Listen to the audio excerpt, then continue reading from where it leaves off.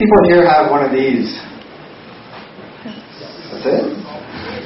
This is an iPhone. It's not an iPad. How many people have one of these? It's the Blackberry. How many people have both of these? A few people. That's going to continue to increase over time. How many people here have an Android phone? Nexus 1! There's about 4 people. So, entrepreneurship. I've been promoting entrepreneurship, ran the Impact organization for 5 years, been running Polar for the last 3 years, and it's been a roller coaster. That's the one word I've used to describe it. And today I wanted to share a bit about the two organizations, Impact and Polar, and then also some of the ups and the downs in the roller coaster. So I'm going to start off by sharing a few quotes by people, quotes that I resonate with. There's 4 quotes here, and as I go through these, think of which ones resonate with you, and what your own personal kind of vision and quotes are. So, Starbucks guy talking about people. Jack Walsh talking about being yourself.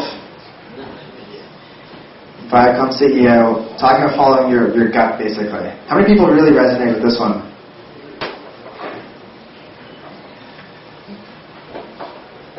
This is my favorite, starting young. How many people here are currently running a company or a part of a small company? That's amazing to be surrounded by so many people who fit that demographic or that profile. It is rare. It's something we absolutely need more of. And that's part of the reasons why we started the Impact organization. So Impact, in brief, is Canada's largest youth-led entrepreneurship group, encouraging entrepreneurship to young people across Canada. It's an organization I started my first year at the University of Waterloo back in 2004. And in now 7 years, the organization has really grown. So quick kind of timeline on Impact. It started in 2004 as a one-day conference in Kitchener-Waterloo for about 150 students from mainly Southern Ontario. So at the time, we had called it Impact 2004. Our website was impact2004.ca. And the reason I bring up the website is that's really symbolic of our thinking at the time. Looking back, you'd ask, why would you call it impact2004.ca? Wasn't your vision bigger than that? So impact2004.ca says the year, but also says Canada. At the time, it felt like the biggest thing in the world. And I'm sure a lot of you have felt like that when getting your own entrepreneurial ventures off the ground, and that it seems like the biggest thing in the world. And those of you who have been through, when you look back, you'd think, oh, that was nothing. But at the time, that's what's important. It was a big deal. So in 2004, we were Impact2004.ca. In 2005, we became ImpactConference.ca. So once again, at the time, we thought, this is amazing now. Impact is going to be this annual conference that runs in Canada promoting entrepreneurship. And then 2006 is when we became Impact.org. And that's when we realized we're not a conference about entrepreneurship.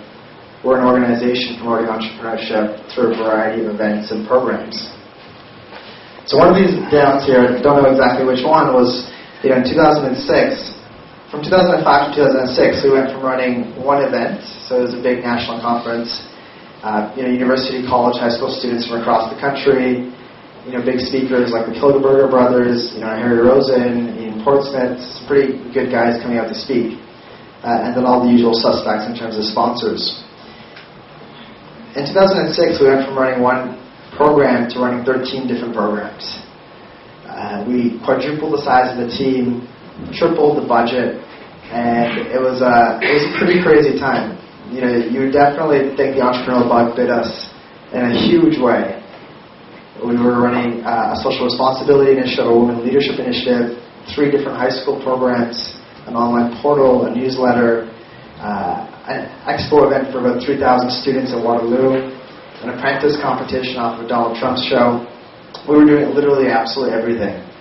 And that was the same year I was actually away from Canada for 8 months, doing exchange overseas and also working overseas.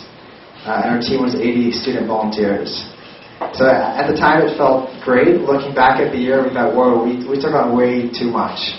And that's part of the roller coaster of being an entrepreneur is you go through those ups and downs. 2007 was a lot of consolidation, a lot more focus.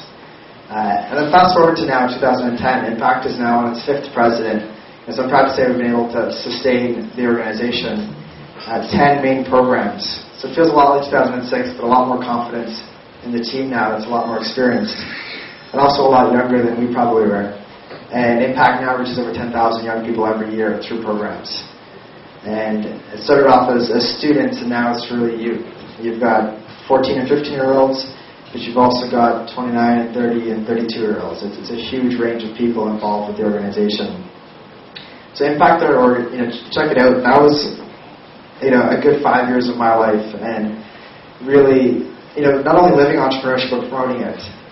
And then as I was finishing school, really thought, okay, been talking about entrepreneurship for the last 5 years. Now I'm going to go practice what I preach, and that's where Pulling Mobile came in. So the quick summary of what Pulling Mobile is. A lot of you have probably heard of us. We essentially enable businesses to build a mobile presence through a software platform that we have. So we're a software company. We started in Waterloo 3 years ago.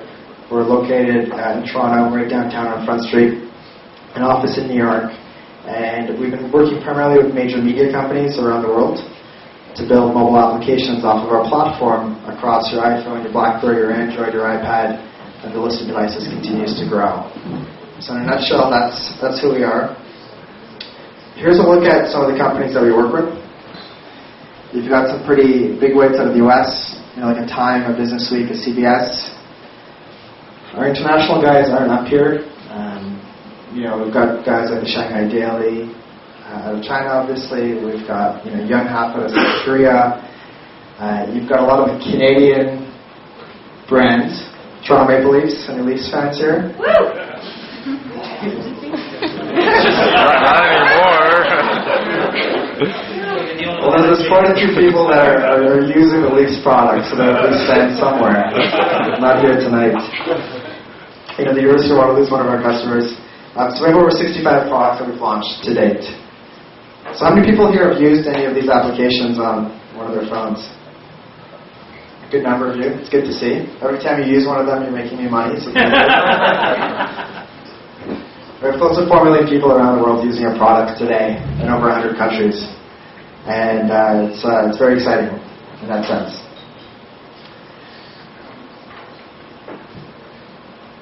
So this is a few screen grabs. You see an iPhone, the Nexus 1, a Blackberry device. I should say Blackberry's attempt at a device, the Storm. And it's not a good device, you guys know that. The Time application on the iPhone, it's one of the worst. It's been featured by Apple, it's done really well. Rogers Sportsnet, it was one of our first customers that we launched across iPhone, Blackberry, and Android. So it really proved the strength of our platform. And March Madness, which just finished a few weeks ago with CBS, that was probably our most rapid growth in terms of users and usage in the shortest amount of time. It's just a sample of some of the products.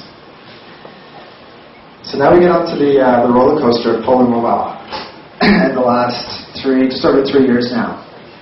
So we started the company in Waterloo. Myself, 5 other guys. Classmates, former co-op guys, some of the guys who started Impact with me 5 years before that.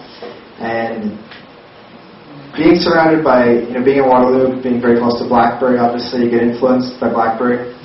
Myself personally, I did an exchange in Hong Kong. I had worked in the UK, and this is a few years before 2007. And living in those cultures, I realized that my own lifestyle and behaviors were changing because of the way I was using my phone. And that was pretty powerful. And that's when I kind of realized that, in North America, we were way behind. Remember, this is 3 years ago. This is pre-iPhone. This is pre-App Store. This is pre-apps, period. So I'm thinking at the time, 3 years ago doesn't seem like a long time, but it does when you've gone through this roller coaster. Mobile's going to be big, and there's got to be a better way to engage people with content on their phones. So the way we set up to solve this problem was through software and building a platform to do that. So we launched our first application. It's for local magazines, Canadian Business and Maclean's magazines.